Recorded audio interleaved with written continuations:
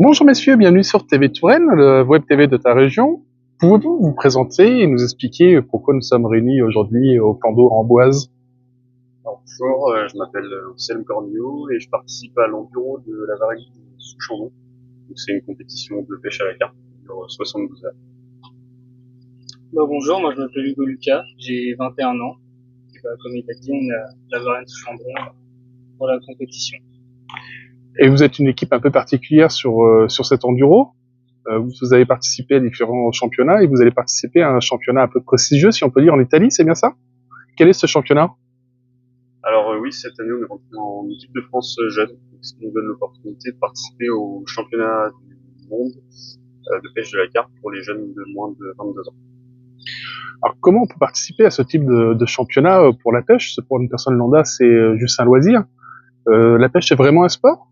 Oui, oui, c'est un sport, on y passe beaucoup de temps, on y met beaucoup d'argent aussi. Là, on s'entraîne, enfin, c'est une compétition, donc on le prend comme un entraînement. Enfin, chaque compétition est un entraînement. Ça dure 72 heures, faut se relayer pour éviter d'avoir trop de fatigue. Et puis c'est assez physique parce que parfois on est amené à lancer loin, à miner des dizaines et des dizaines de fois dans la journée, donc c'est un sport. Comme on évoquait sur le précédent reportage, les techniques et le matériel a évolué. On peut voir que vous avez des sortes de petites bombes que vous lancez avec le lancer. Euh, Quelle est son utilité?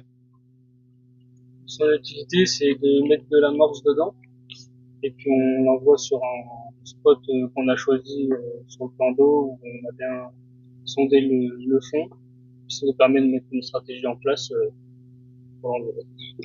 On a pu voir aussi sur le premier jour, pour sélectionner les spots, vous avez fait un concours de lancer de précision. Oui, c'est ça. Donc ça, c'est un nouveau type de choix de poste donc, qui est arrivé depuis quelques années maintenant. Donc avant la compétition, on fait un lancer de précision et la moyenne des deux lancers, à la suite de la moyenne des deux lancers, donc de tous les compétiteurs, on établit un classement et les premiers choisissent leur poste donc parmi tous ceux qu'il y a et au fur et à mesure on en supprime et on choisit parmi ce qui reste. C'est vraiment complètement aléatoire pour l'emplacement que vous allez vous retrouver quasiment. Non, ça, contrairement au tirage, c'est plus du tout aléatoire, c'est-à-dire que le lancer de précision il est très très important parce qu'on voit il y a beaucoup de plans d'eau où le poste va déterminer la pêche qu'on va mettre en place. Il y a certains endroits où les poissons sont présents et d'autres non, donc le choix de poste il est crucial pour toute compétition. Et ce lancer de précision, vous vous entraînez longtemps à l'avance? Alors oui, on s'entraîne longtemps à l'avance, on s'entraîne surtout régulièrement. Voilà, faut pas forcément faire tout le temps non plus, mais voilà, faut garder le coup de main et puis voilà. Et comment ça se déroule pour les personnes qui connaissent pas? On lance sur le plan d'eau ou sur la terre ferme avec une cible? Les organisateurs mettent un piquet avec soit une rubalie ou une bouteille bien visible c'est entre 60 et 100 mètres généralement maximum.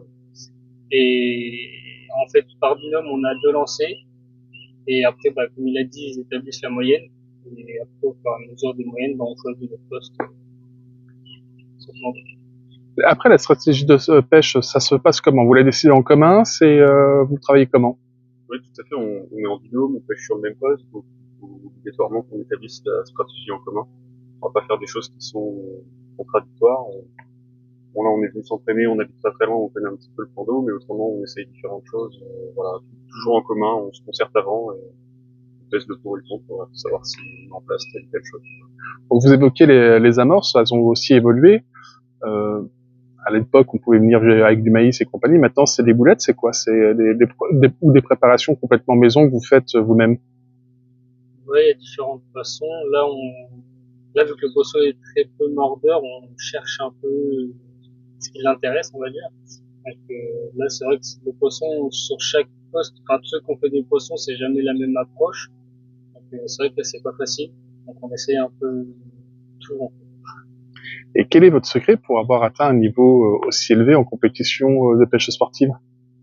Alors, il n'y a pas de secret, je pense. On va à la pêche très régulièrement. On pêche ensemble depuis de nombreuses années, plus de 10 ans, et puis on s'est mis à la compétition il y a à peu près 4-5 ans.